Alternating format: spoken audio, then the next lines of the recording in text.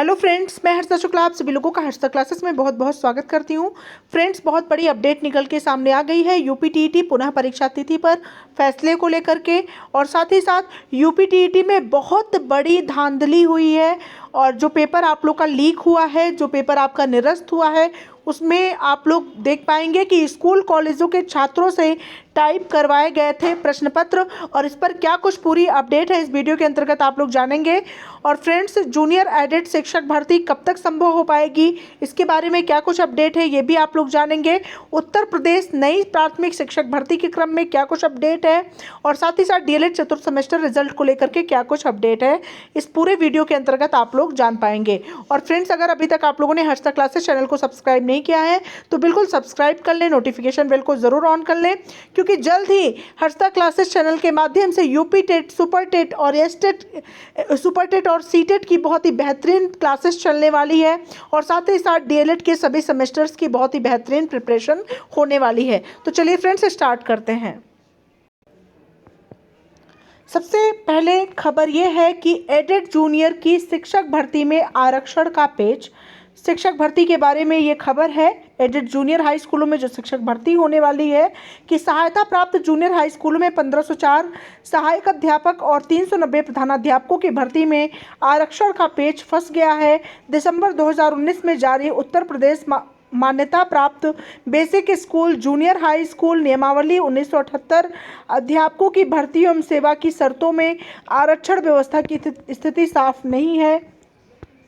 इन स्कूलों में भर्ती के लिए पहली बार लिखित परीक्षा कराई गई थी। इससे पहले स्कूल प्रबंधक बेसिक शिक्षा अधिकारियों से अनुमति लेकर नियुक्ति कर लेते थे।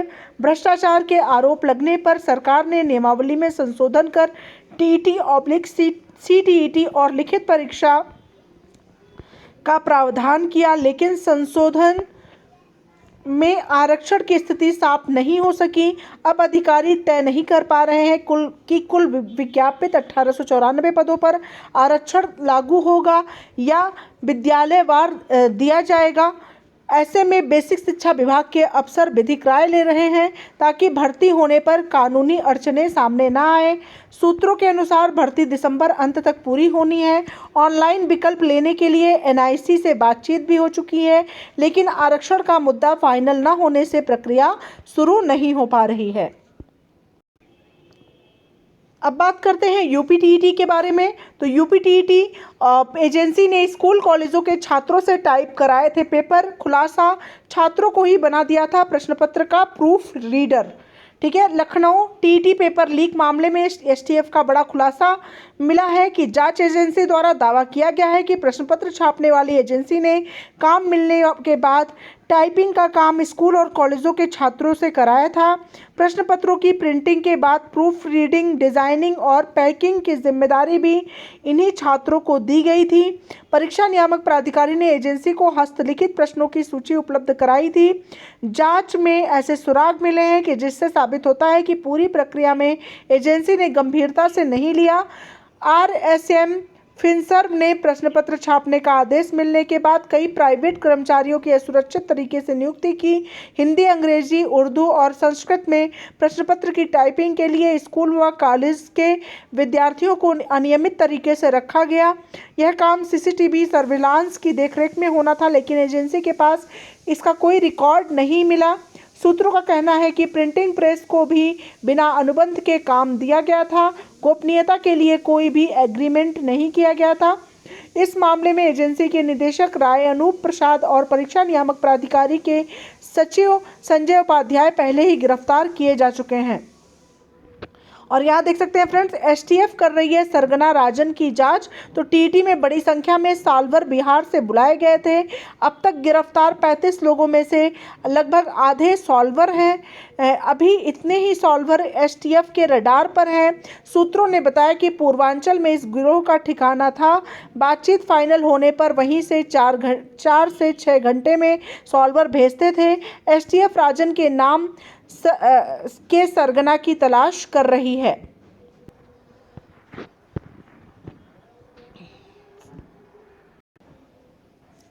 अब बात करते हैं यूपीटीईटी परीक्षा के बारे में, री एग्ज़ाम के बारे में। तो यूपीटीईटी इस माह मुश्किल जनवरी में होने के आसार। राज्य ब्यूरो लखनऊ से एक खबर प्रकाशित हुई है कि मुख्यमंत्री योगी ने यूपीटीईटी की रद्द परीक्षा 1 माह के अंदर कराने का ऐलान किया है। ये अवधि 28 दिसंबर को पूरी हो रही है।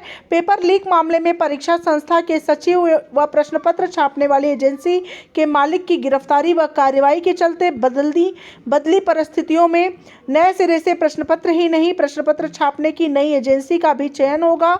ठीक है, और परीक्षा की नई तारीख 10 जनवरी के आसपास हो सकती है।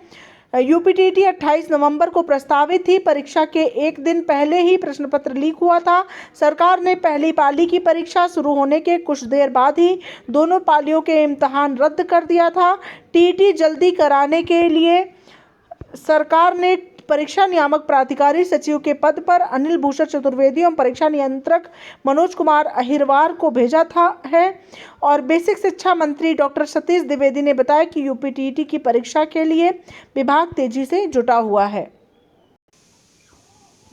अगली खबर है, इतने कम समय में इंतजाम करना मुश्किल, जनवरी के अंत तक परीक्षा कराने की तैयारी, 1 महीने में नहीं हो सकेगा टीईटी में सेंध। पेपर लीक के बाद निरस्त शिक्षक पात्रता परीक्षा यानी टीईटी 1 महीने में होने का आसार नहीं है। परीक्षा नियामक प्राधिकारी कार्यालय को टीईटी कराने में कम से कम 2 महीने के समय लगने का अनुमान है। पेपर लीक से सरकार की काफ़ी किरकिरी हो चुकी है। ऐसे में शुचितापूर्वक परीक्षा कराना सबसे बड़ी चुनौती है। दोबारा कोई खतरा मोल लेना नहीं चाहता है। नए सचिव अनिल भूषण चतुर्वेदी को विश्वास पात्र प्रिंटिंग प्रेस चुनने के साथ प्रश्न पत्र सेट कराना, मॉडरेशन और छपाई कराना है। अन्य तैयारी भी करनी पड़ती है। पेपर जल्दी छप भी जाए तो केंद्रों तक उसे सुरक्षित पहुंचाना बड़ा काम है। सूत्रों के अनुसार टीईटी जनवरी अंत तक दोबारा हो सकती है। यहाँ पर देख सकते हैं फ्रेंड्स, अनिल भूषण चतुर्वेदी जी ने सचिव का पदभार जो है संभाल लिया है। ठीक है, और प्रशिक्षितों ने टीईटी जल्द कराने के लिए ज्ञापन सौंप दिया है। नकल माफिया पर लगे एनएसए, जब्त हो संपत्ति। और यहाँ पर देख सकते हैं पेपर लीक से बचने को ऑनलाइन परीक्षा अपनाई। ठीक है, तो ये कर्मचारी चयन आयोग में जो है ऑनलाइन परीक्षा ऑनलाइन कर दी गई है। कंप्यूटर बेस्ड परीक्षा सीबीटी परीक्षा होने से एसएससी की परीक्षाओं में पेपर लीक की शिकायत कम हुई है। तो ये सारी चीज़ें आप लोग यहाँ पर देख सकते हैं कि 1 महीने में टीईटी की परीक्षा, जैसा कि योगी आदित्यनाथ जी ने स्वयं कहा था, उनकी बातें गलत साबित हो रही हैं। और अब परीक्षा जो है जनवरी के अंतिम सप्ताह तक ही होने की उम्मीद है फ्रेंड्स। पीएनपी कभी भी जल्द कुछ भी नहीं कर सकती है और कोई भी चीज़ें सही ढंग से नहीं करा सकती हैं। तो ठीक है फ्रेंड्स, तो इससे काफ़ी सारे प्रशिक्षुओं का भविष्य जो है वो खतरे में दिखाई पड़ रहा है। नई शिक्षक भर्ती भी अधर में हो गई है और नई शिक्षक भर्ती के लिए भी फ्रेंड्स 7 दिसंबर को SCERT कार्यालय पर विशाल धरना प्रदर्शन का डीएलएड प्रशिक्षितों के द्वारा आयोजन किया जाएगा। उसमें ज़्यादा से ज़्यादा संख्या में लोग सुबह 10 बजे प्रतिभाग ज़रूर करें। और फ्रेंड्स, बात करते हैं डीएलएड चतुर्थ सेमेस्टर रिजल्ट की, तो एक हफ्ते के भीतर डीएलएड चतुर्थ सेमेस्टर का रिजल्ट जो है वो जारी करने का प्रस्ताव है पीएनपी की तरफ से। पीएनपी सचिव जी की तरफ से कल डीएलएड प्रशिक्षुओं की वार्ता हुई, वहाँ पर उन्होंने कहा कि हफ्ते 10 दिन के अंदर हम डीएलएड चतुर्थ सेमेस्टर का रिजल्ट जारी कर देंगे। अब पीएनपी अपनी बात पर कितनी खरी उतरती है ये देखने योग्य होगा। और फ्रेंड्स, जो भी पीएनपी की तरफ से अपडेट, जैसा भी अपडेट आता है, मैं तुरंत आप लोग को इन्फॉर्म करती हूँ। जब पीएनपी ही गलत है, पीएनपी की बातें ही गलत है, योगी आदित्यनाथ जी भी अपने स्टेटमेंट पर सही नहीं है, तो हर्षदा क्लासेस ही इस पर क्या कर सकता है। करना उन्हीं को है, मेरा काम आप लोगों तक उनकी बात को पहुँचाना है और मैं अपनी बातों पर कायम हूँ फ्रेंड्स। और हर्षदा क्लासेस हमेशा आप लोगों के साथ है। मिलते हैं नेक्स्ट वीडियो के साथ, तब तक के लिए thank you so much friends.